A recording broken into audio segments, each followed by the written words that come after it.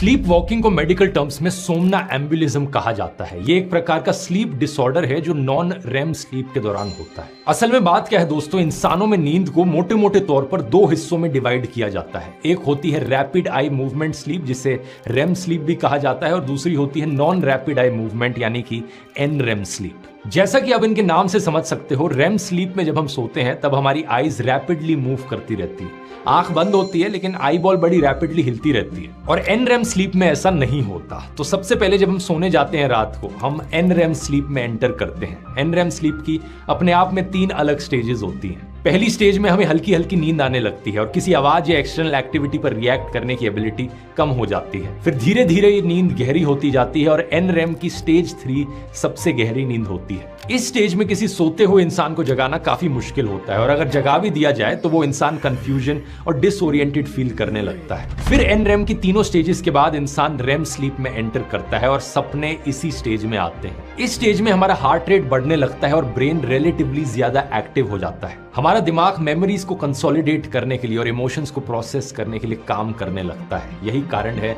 सपने आने के पीछे।